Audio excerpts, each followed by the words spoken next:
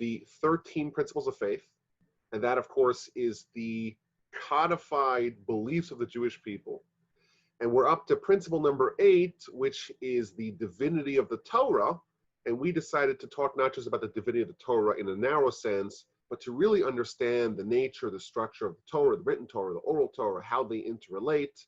And today, I want to take that subject to the next level. I want to understand the history of the transmission of the Torah and a little bit about the nature of the transmission and the perpetuation of the Torah, how Torah evolved, how Torah was innovated, how Torah changed from Moses until today. Of course, that's a big subject, and we're going to only take a small piece out of it because it's very vast, but we're going to give the outline of how Torah changed and how it developed until today, even though we're not going to cover it till today, but we're going to give the insight, the big picture of how these things work.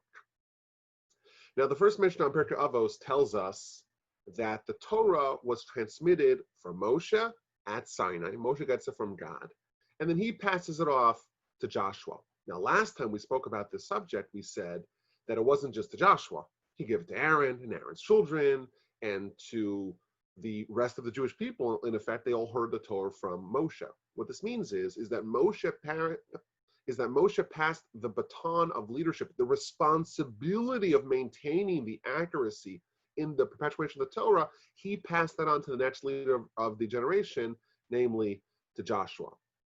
And after Joshua got it, of course, he led the people with great skill, and he passed it on to the elders, and the elders to the prophets, and the prophets passed it on to the men of the great assembly.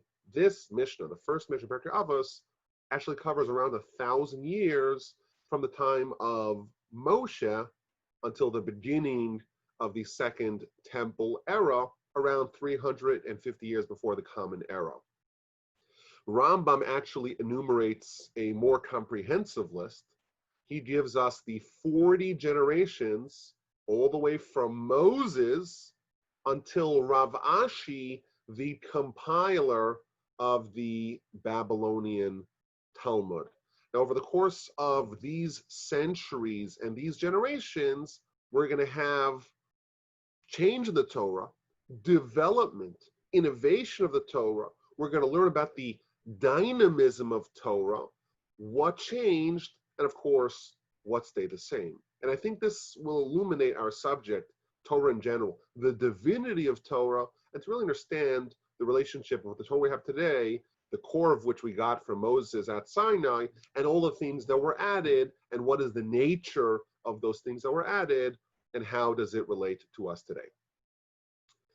So we spoke about Moshe already in the past. He, of course, received the Torah at Sinai, and he didn't just get the laws, he got the details, the principles, the nuances, and over the course of the 40 years in the wilderness, he conveyed those principles and those details to the Jewish people. But the Talmud tells us that there were parts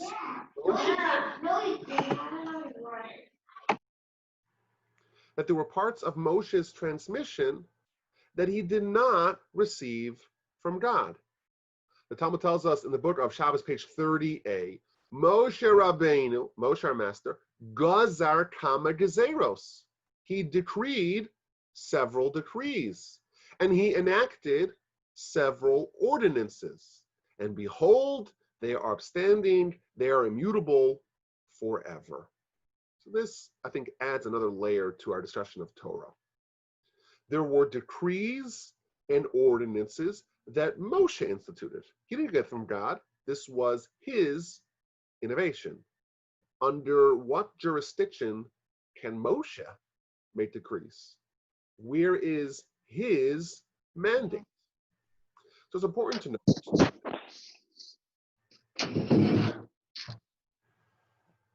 So it's important to note that this is a very important principle of Torah, and it's based upon a verse in Scripture.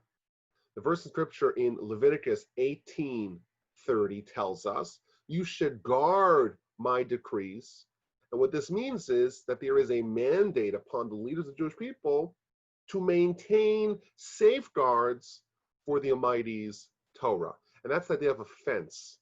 God says, don't do X, and God tells the leaders of each generation, make sure that X is maintained in its sanctity.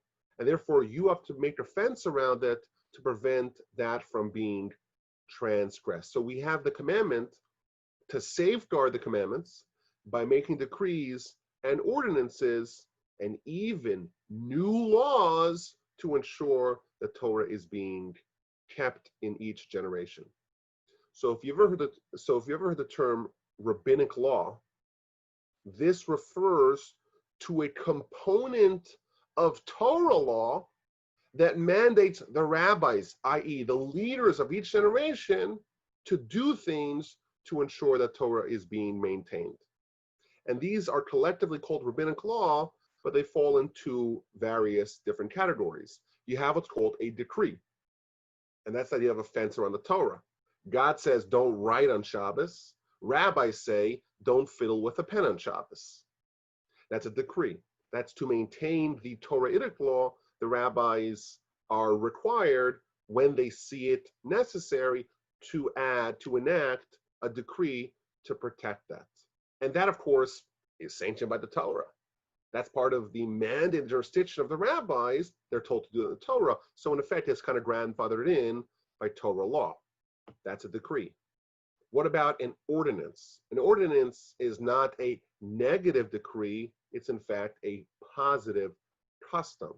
So an example of this would be Moshe made an ordinance to read from the Torah every week 3 times, on Monday, on Thursday, and of course on Shabbat. And the reason why Moshe made this ordinance was to ensure the Jewish people don't go 3 days without Torah study. And therefore, if you have these 3 days out of 7 where there is communal Torah study, this ordinance ensures that people never get too far away from Torah. And then you have the third component of rabbinic law, and that is Rabbinic Mitzvahs. And these are actually very rare.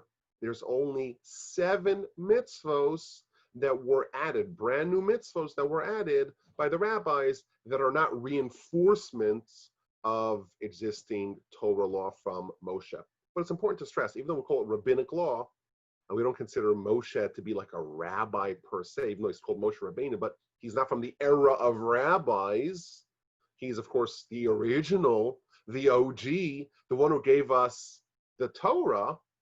Yet already with Moshe, we have decrees and ordinances that he gave. Now, the Talmud does not give us an exhaustive list of Moshe's decrees and ordinances. We have to go throughout the Talmud to find a selection of them. So some of them, like we mentioned, to read the Torah 3 times a week. The exact text of the first blessing of the Birkat HaMazon, the grace after meals, that was codified by Moshe. The 7 days of mourning, someone, God forbid, loses a relative, 7 days of mourning, that comes from an ordinance of Moshe. 7 days, on the flip side, of celebration after a wedding, what's called the Sheva Brachos. That is the work of Moshe. Other examples, to study the laws of a festival 30 days before that festival, that is a ubiquitous custom that was enacted by Moshe, and there are many others that we won't detail because it is quite vast, but we see that this already gets started all the way at the very beginning. Moshe is alive. Moshe is still giving us Torah. Moshe is still giving us the 40 years of transmission of Torah, the Sinaitic Torah, and he's already incorporating rabbinic law, Mosaic law, if you will, and he's giving us decrees and ordinances. Now, these decrees and ordinances actually comprise a very large part of what we call Torah and Judaism today. And even though the rabbi, the leader of the generation, is given a lot of latitude and flexibility in determining what they choose to focus on, what decrees, what ordinances to make, the Talmud tells us that we don't make a decree upon the public unless at least the majority can withstand it. So this is not going to be draconian. It's going to be things that people accept, make sense with people, and people are able to do it. If it's too hard, it's not done. In fact, we'll talk about this a little bit later. There were decrees that historically were made that because the public refused to accept it, it actually did not become binding. It's only when the leader makes a decree and the nation, it really resonates with them, and then it's adopted by everyone, only then does it get incorporated into rabbinic law and oral Torah. So Moshe is spending 40 years giving us the Almighty's Torah with all the details, and he's also adding selected rabbinic law, and that's the course of these 40 years. Now, it is quite interesting that there were a few laws that Moshe actually forgot along the way. So, for example, we just had this past week, the law that daughters inherit the ancestral land in Israel in the event that a man bears no sons. This is in Numbers chapter 27. We have a gentleman by the name of Tzlafchad, and he has 5 daughters and no sons, and he dies before the conquest of Canaan. And we know that the ancestral land goes from father to son. Well, what if there are no sons? Does it go to daughters? That was the question that was posed to Moshe. And Moshe did not know the law.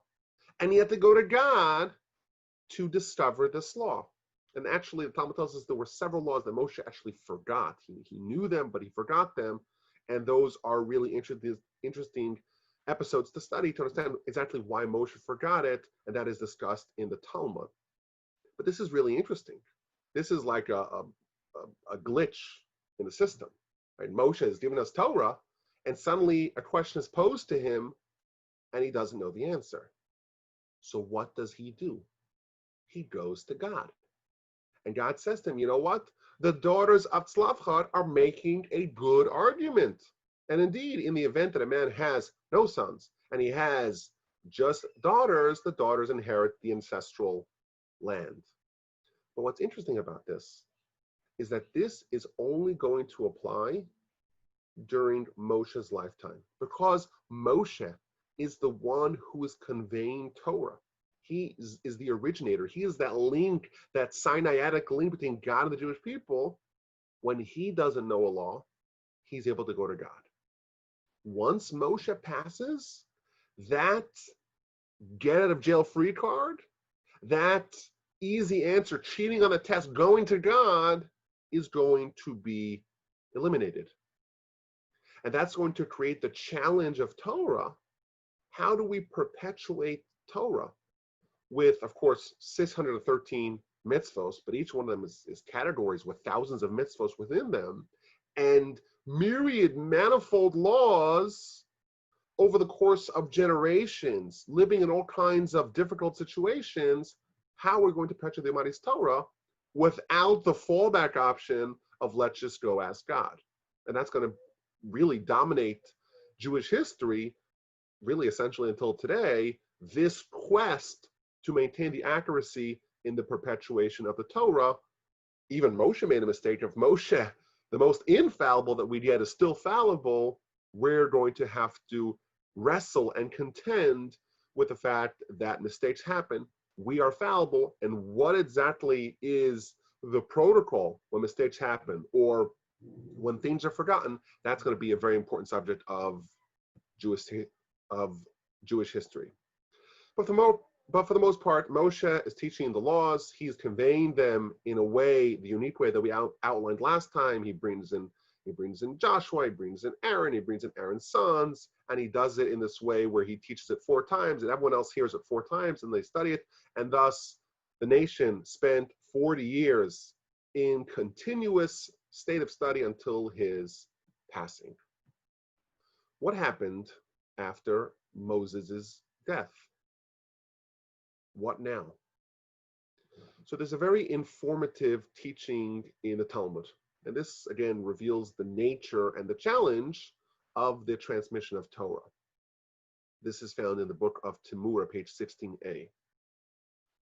It tells us that over the course of the mourning period of Moshe, 3,000 laws were forgotten.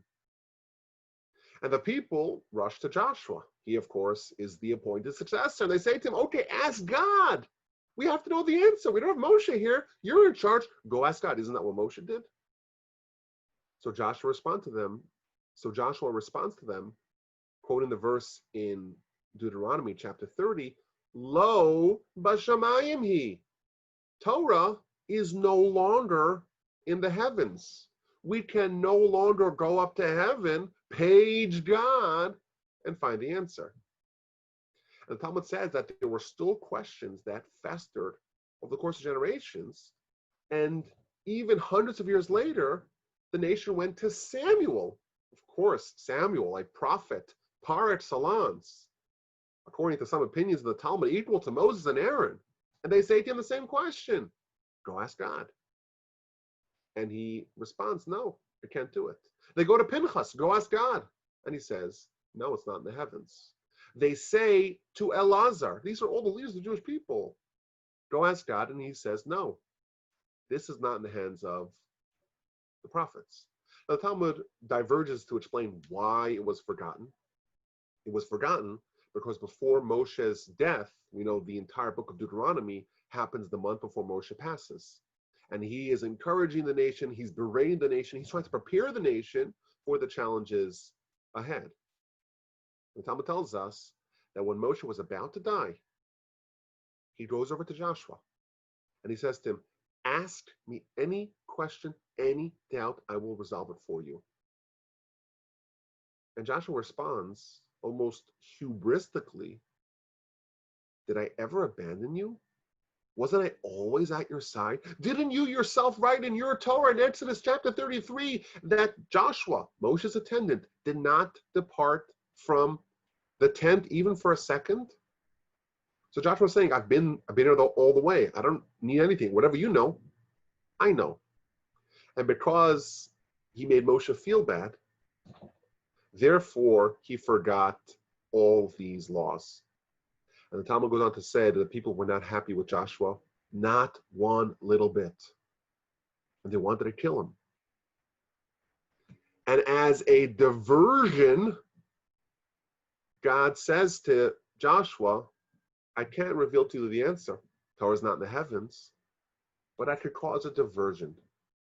Let's go busy the nation with war of conquest of Canaan, so they won't kill you because you forgot the law.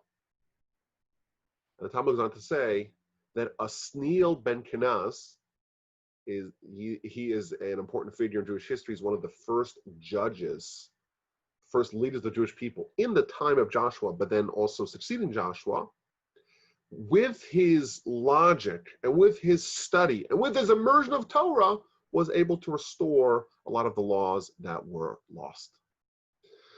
So this fascinating Talmud, I think it reveals the challenge of the transmission of the Torah. It has to be done by fallible humans, and you cannot rely on prophecy. Torah is no longer in the heavens. And what happens if laws are forgotten? Well, it is a great calamity. We're losing the greatest gift in human history, the Almighty's Torah. And the people, perhaps justly, wanted to kill Joshua. But the Talmud concludes with an empowering idea that with the force of our logic and study, it is possible for us to restore what was lost. So this is demonstrating how the transmission of the Torah is somewhat getting off onto a rocky start right with the death of Moshe. Immediately, we're plunged into the challenge that has faced our nation since that time. Now, Joshua, like Moses before him, also innovated, also added rabbinic law, also added decrees and ordinances. So, for example, if Moshe, he codified the text of the first blessing of the Birkat HaMazon, Joshua is the author of the second blessing of Birkat HaMazon, the prayer Aleinu L'Shabeach, that we say at the end of the prayer, that is the work of Joshua. And the Talmud also adds, of course, Joshua was responsible for the division of the land. So now everyone is living on their own land. What to do with neighbors? So there's 10 different enactments that Joshua did to ensure that people are having good neighbor relations. Like, can I walk into your field? Can you walk into my field? Can I cut your grass? Can you cut my grass? What if my animal grazes in your field? All those laws, there were 10 enactments that Joshua did to smooth out the process of now living in a land, each person in their own ancestral parcel of land. But this is interesting. Joshua is making innovations. Obviously, these were good ideas. These were accepted by the entire Jewish people. But if they're good ideas, why didn't Moshe do it? If it's a good idea, Moshe should have done it. If it's not a good idea, well, then why did Joshua do it? And this is, I think, the portal to try to understand another very central component of Torah. And to introduce it, I want to kind of raise the stakes. I want to compound the question by quoting some verses, by quoting some citations from the Talmud. So we mentioned earlier that Moshe's acceptance of Torah was really complete. In fact, the Talmud book of Brachos, page 5a, tells us that on the doorstep of Sinai, when Moshe is about to go up the mountain, God says, I'm going to give you the stone tablets. That means, says the Talmud, 10 Commandments. And I'm going to give you the Torah. That means the text of Scripture. And I'm going to give you the mitzvah. That's a reference to the Mishnah, the laws. That I wrote, that is a reference to the prophets and the writings. To instruct them, that is a reference to the Talmud. To the Talmud. Concludes this citation. This teaches us that all of these, both the stone tablets, Scripture, the Mishnah, the Talmud, and the writings of the prophets, were all given to Moses at Sinai. Ergo, Moshe knew things that came even after his death. The Talmud elsewhere, the book of Megillah, page 19b, quotes a different verse. This is from Deuteronomy chapter 9, verse 10, where it talks about what was written upon the tablets. It says as follows: this teaches us that God showed Moshe all the inferences of Torah, all the inferences of the sages, all the novel insights of future sages, including the Megillah. The Megillah, Megillus Esther, the book of Esther we read on Purim, to commemorate events that happened in the 4th century before the Common Era, so almost 1,000 years after Moshe's passing. Moshe knew about that as well. Moshe's knowledge was totally comprehensive. Another source, this is from the Talmud, in the Jerusalem Talmud, in the book of Peah, chapter 2, law number 4. And what this citation tells us is that even what a veteran student is going to innovate in front of their teacher, a new idea in 2020, someone comes up with a new idea in Torah, that too was given to Moshe at Sinai. So these sources indicate that there was no innovation that was not known to Moshe. His revelation of Torah was complete. It included everything that came subsequently. Yet we see that Joshua did innovate. There was something that Moshe apparently didn't know, didn't do. And to make matters worse, the Talmud, the book of Shavuos, page 39a, it's talking about what Moshe was telling the Jewish people right before he passed. So he gathered them together. This is in chapter 29 of Deuteronomy. And he made a covenant with the nation. And he tells them, I'm not just making a covenant with you. I'm making a covenant with you and your future descendants, whoever's standing here with us today and whoever's not standing with us today.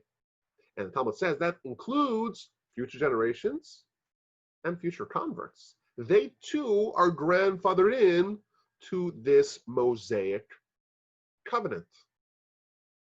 And then it adds, Moshe makes this covenant binding the Jewish people to adherence to Torah, but not just to the Torah that existed then, to the Torah that came subsequently.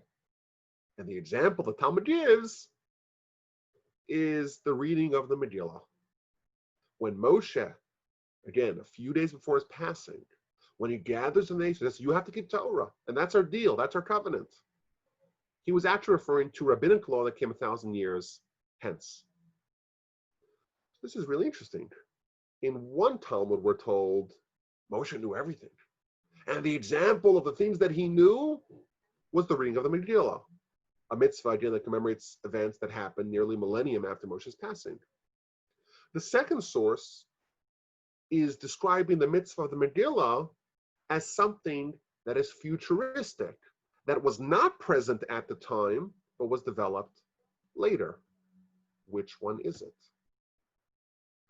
And finally, the most difficult source on this subject is found in the book of Talmud in Menachos, page 29b. This is a very difficult citation of Talmud for more than one reason, and I believe we have mentioned it in the past.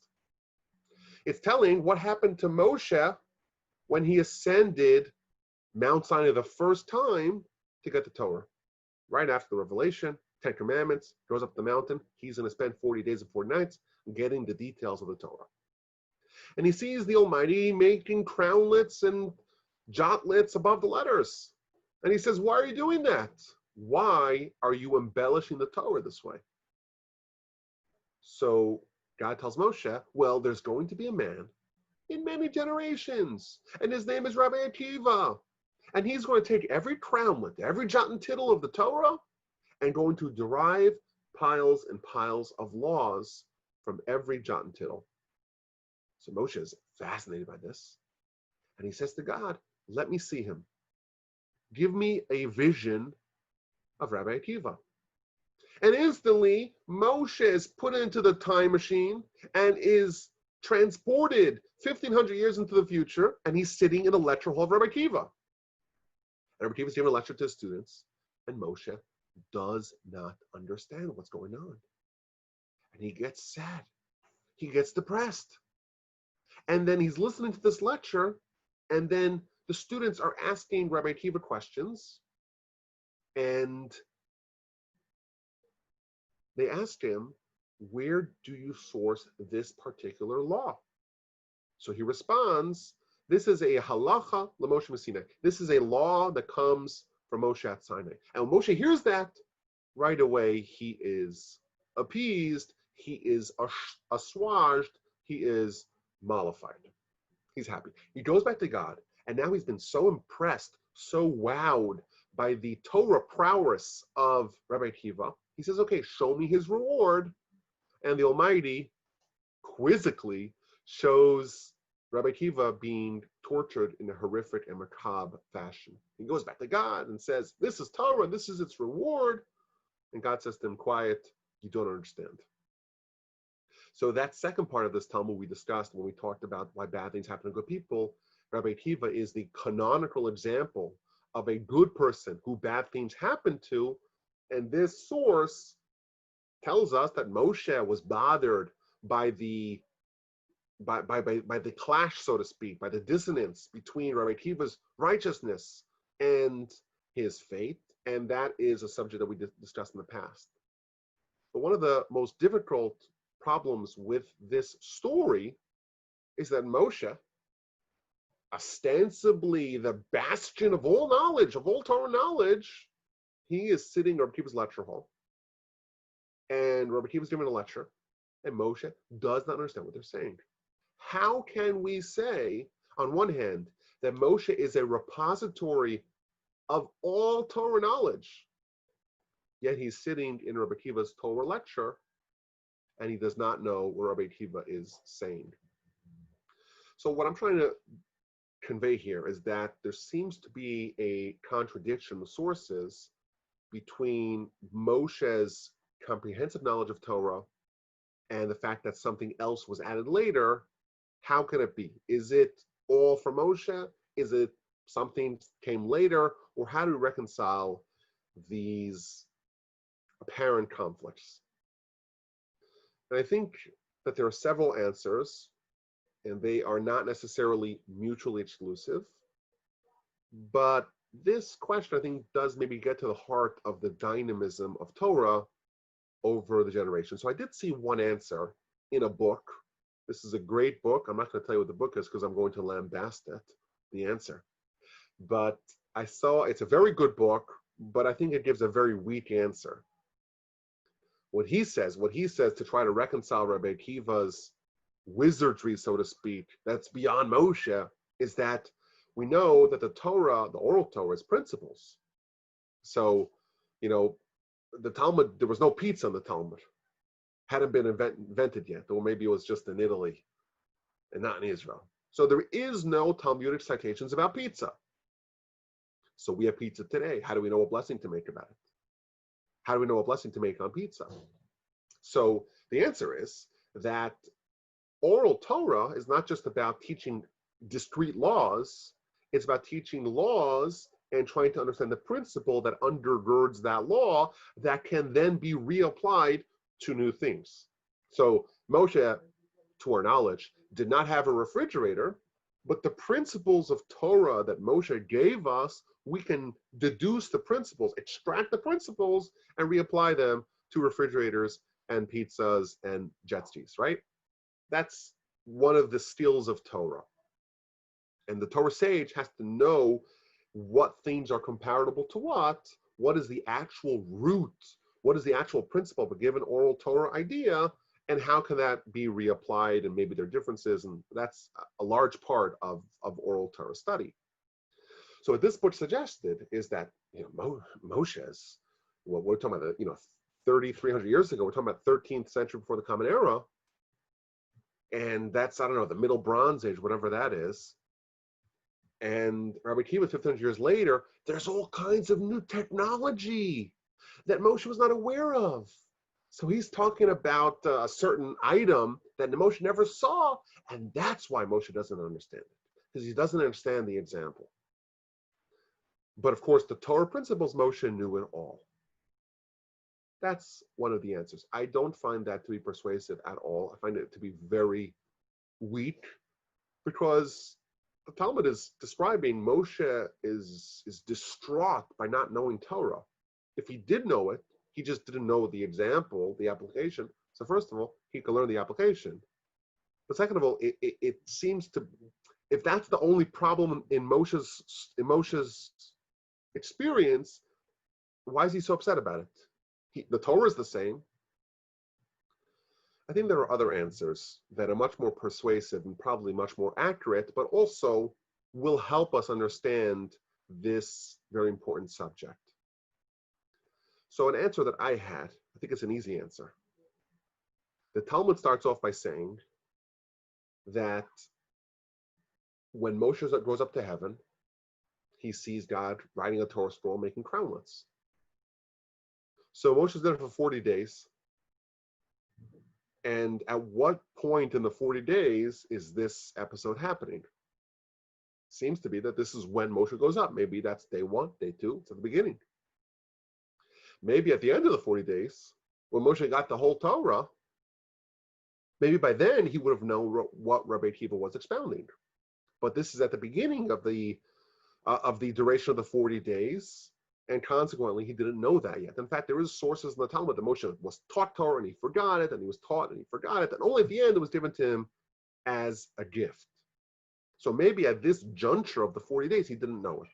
I think it's an easy answer. It doesn't really help us to try to build out our understanding of Torah, but I think it's an easy answer to reconcile that particular teaching of the Talmud. There's another answer that is found in the Or HaChaim, one of the great commentators on Torah. This is in Leviticus chapter 13, verse 37. And he gives us a very wonderful insight. He says, of course, Moshe knew it all. And there is nothing that Rabbi Akiva knew, that any future sage knew, above what Moshe knew. If you were to collect all the insights, all the information that all the future generations had and bundled all together, there's nothing Moshe didn't know amongst that. But the format of Moshe's knowledge was different than what was innovated in the future. Moshe, he had oral Torah, he had written Torah. But the connections between the two, the links between the two, how these two are mirror images in totally different formats, that was not given as a gift, so to speak, to Moshe. That is left for future generations. The job of the Jewish people is to understand how these two bodies, these two corpuses of Torah are identical, and to try to discover the roots of oral Torah in the written Torah. And he goes on to elaborate. The Tanoim, the authors of the Mishnah, they wrote all these books, and their books are to try to connect the laws of the oral Torah with the text of the written Torah. That is our job until today, to see the unity, the synergy of Torah, and that was not given completely to Moshe. So Rabbi Akiva is expounding, he's teaching. What's he teaching? He's teaching on this other vector, so to speak, of Torah knowledge, not that Moshe did not know the laws or the text, and not that there's any information that is beyond Moshe. All the information that came up, all the laws that come up even in the future, Moshe knew, but the connection and the unity, so to speak, of written Torah and oral Torah, that is what Moshe was lacking, and that's the job given to future generations. This is, I think, a powerful insight that, again, shows how both statements can be true. Moshe knew it all. We could still innovate because there's still room that is carved out for us.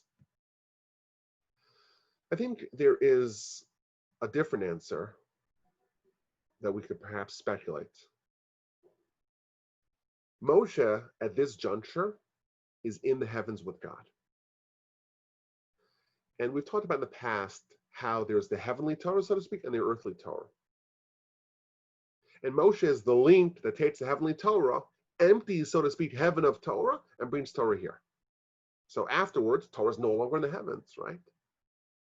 And that's Moshe's job. He takes the Torah from the heavens, he clears out, scrapes Torah out of heaven, so to speak, and brings it all here. Once it's here, it's our Torah. And we have certain liberties, of course, within certain parameters, to innovate in Torah. But at that time, Moshe is still in heaven. And consequently, at that time, there was parts of Torah that had no longer been unlocked, because they're only unlocked once Torah is given to us.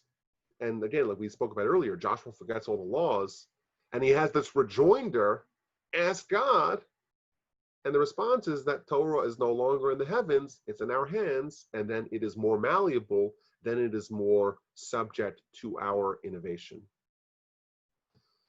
I want to share one more final perspective on this question. Again, the broad question of the difference, so to speak, or the coexistence of Moshe knowing it all, yet leaving room for us to innovate. This comes from the Tosfos Yomtiv, one of the great commentators on Mishnah, and incidentally, an antecedent of mine. And of course, like I mentioned at the top, these answers are not mutually exclusive. Each one of them will help us build our perspective of what Torah is. So he points out that there is a difference between teaching Torah, between transmitting Torah, and discovering Torah, and revealing Torah. And he points out that the Talmud says that Moshe was shown several laws. There's parts of Torah that Moshe knew, Moshe was privy to, Moshe witnessed, but Moshe did not teach. He did not pass it on. It was not included into oral Torah, and he left room for future generations to discover it with their Torah study. Then he points out a very deep and empowering point. What happens when the later sages reveal Torah that Moshe had seen, Moshe had known, but had not conveyed to the Jewish people? In effect, when a future sage discovers Torah that Moshe knew but didn't teach, and then he teaches that, he is participating in the revelation of Torah. Moshe left some work for us to do. We too can have a Mosaic experience of bringing Torah down from heaven. If someone today merits to discover a novel insight in Torah, they can be a bit like Moses. We can bring some of the Torah that he saw above but didn't bring below. We can finish the job. So these perspectives, I think, really help us understand what role the sages are playing over the course of the centuries. They're not just guardians of the oral Torah. The oral Torah is actually dynamic. It's going to be innovative. They're going to add upon it. They're going to discover parts of it. They're going to teach parts of it. There's going to be discoveries that are still available today. And that's why the publishing industry in the Torah world is gargantuan. The amount of people that are studying Torah, it's very small. We're studying Torah at a very deep, advanced level. It's very small. Yet the amount of publishing that gets done in this sector is astronomical. Why? Because the Torah is infinite. The Torah, and even Moshe didn't know all of Torah. Moshe knew as much as a human can know, but only God knows it all, because only God is infinite. And therefore, there is still room for innovation. There are still books that can be written.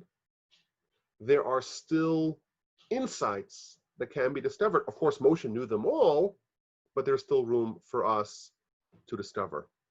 So what we've discovered, what we've learned hitherto, is that when we talk about transmitting of Torah, it's more than just conveying principles verbatim from Moshe. It's not dry, it's alive, it's dynamic, and it's going to evolve over time within certain parameters. And Moshe, of course, gave us a complete Torah, and we argue that, of course, with the additions that were added, the decrees and the ordinances, the laws over the years, we believe that we still have the exact Torah, the core at least, that we got from Moshe. There were stuff that were added over the course of the centuries, but we still have it today. And the next subject we're going to cover is, okay, so we have Moshe, we have Joshua. Well, what next? How do we get from there until the Mishnah and the Talmud and even until today? How does Torah develop and change, yet maintain its core with veracity, without alteration, with accuracy? How does that work? What were the challenges along the way? And what were the decisions needed to ensure that we still have the Almighty's Torah as given to Moshe until today?